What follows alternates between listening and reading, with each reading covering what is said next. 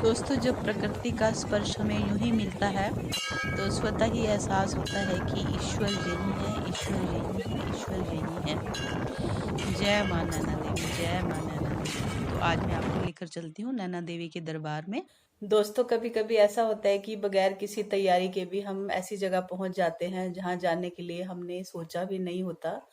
तो आज कुछ ऐसा ही हमारे साथ हुआ कि सुबह मॉर्निंग में ही अचानक से प्रोग्राम बनाया कि चलो आज माता नैना देवी के दर्शन के लिए जाते हैं। तो हमने फटाफट अपनी तैयारी की और चल पड़े माता रानी के दर्शन के लिए। जय माँ नैना देवी, जय माँ नैना देवी, जय माँ नैना देवी।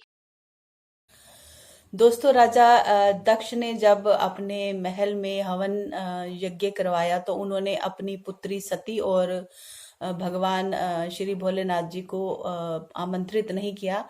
लेकिन सती ने कहा कि मेरे पिता के घर में यज्ञ हो रहा है तो मेरा जाना बहुत जरूरी है।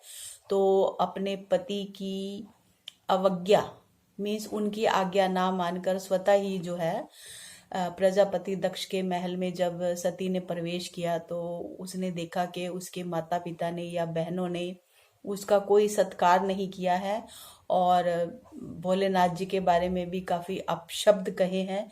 तो इससे सती का जो मन है बहुत ही ज्यादा दुखी हो गया और उन्होंने अग्नि में अपने आप को भस्म कर दिया। जिसको सुनकर भोलेनाथ जी जो है बहुत अत्यंत क्रोधित हुए और उन्होंने सती के मृत शरीर को उठाकर पूरे ब्रह्मांड में घूमते रहे।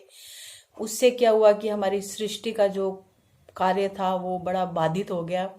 तो अंत में क्या उपाय निकाला गया कि भगवान विष्णु ने अपने चक्र से जो है वो सती के शरीर को छिन्न भिन्न कर दिया और जहां जहां सती के शरीर के हिस्से गिरे वहां वहां उसी नाम से जो है वो एक महाशक्ति पीठ बन गया। तो माँ नैना देवी का जो दरबार है वहां पर माता सती के नैन जो है गिरे थे। तो वो जगह जो है नैना देवी के नाम से प्रसिद्ध है और वहां पर उनकी जो शक्ति है, शक्ति पीठ है, बहुत ही मानता है। सच्चे मन से जो भी माता रानी के दरबार में आता है माँ नैना देवी जो है उनकी सभी कामनाओं को पूर्ण करती है। पूरे रास्ते हम माता सती के बारे में ही चर्चा करते रहे कि किस समय हो गया था सुबह के 11:30 और भूख ने भी जो है पूरा जोर लगा रखा था। तो रुक गए रास्ते में हम एक रेस्टोरेंट में। तो ये नैना देवी के दरबार से करीब करीब 1.5 घंटा पहले का टाइम था और ये जो रेस्टोरेंट था बहुत ही खूबसूरत था, नीट एंड क्लीन था। तो ये रास्ते में हम रुके थे छोटे से ब्रेक के लिए और ये है हमारा हवेली के ऑपोजिट एक रेस्टोरेंट। तो बाहर खूब मस्तियाँ की बच्चों के साथ हमने। तो ये है सड़क के उस पार हवेली। तो यहाँ पर हमने बैठ के चाय नाश्ता किया और कम से कम आधे घंटे का टाइम जो है हमने स्पेंड किया। थोड़ा सा ब्रेक मिल गया क्योंकि कंटिन्यू 3 घंटे की हमारी जर्नी हो चुकी थी और इस टाइम बज चुके हैं हमारे 12:30। अब हमारे हिली एरिया की शुरुआत हो चुकी थी। तो कम से कम हमारा 30 किलोमीटर के करीब जो था काफ़ी हिली एरिया था। तो हिली एरिया को भी हमने बड़े अच्छे से जो है वो एंजॉय किया। अब पहुंच गए हैं माता रानी के दरबार पे।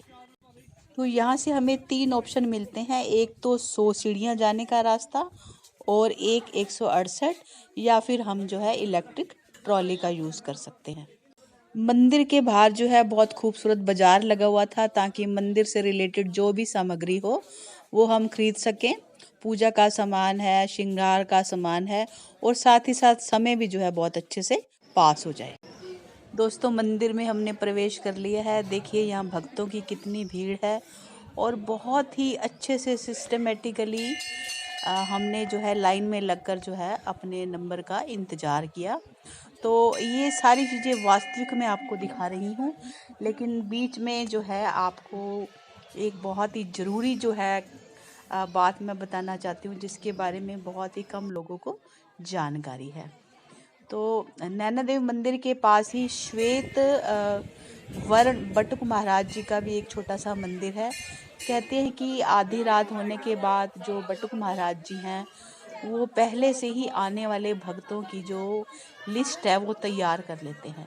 चाहे भक्त आए 1000, चाहे भक्त आए 1 लाख, उन्होंने अपनी लिस्ट जो है तैयार कर लेनी है, और भगत जन ने आकर क्या क्या मांगना है, क्या क्या उनकी मुराद है, ये भी पहले से ही बटुक महाराज जी जान लेते हैं।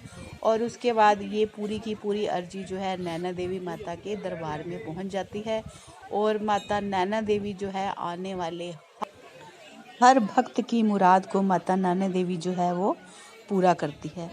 तो माता नैना देवी के दर्शन करते हुए, मान लो आपको पंडित जी बहुत जल्दबाजी करें और आपको ऐसा लगे कि कहीं मैंने अच्छे से जो है माता नैना देवी के दर्शन नहीं किए, तो भी आपको फिक्र करने की ज़रूरत नहीं है, क्योंकि आपकी अर्जी माता नैना देवी तक पहुंच गई है। माता नैना देवी ने अपने पूरे नयन जो हैं आपके ऊपर डाले हैं, और अपनी कृपा दृष्टि जो है आपके ऊपर पूरी की पूरी जो है बरसाई है। बस आप सच्चे मन से माता रानी के दरबार में जाओ और अपने मन की मुरादों को पूरा करो। माता के दरबार पे खड़े सभी हाथ जोड़, देने वाली एक है, मांगत लाख करोड़। नैना देवी, जय मां नैना देवी।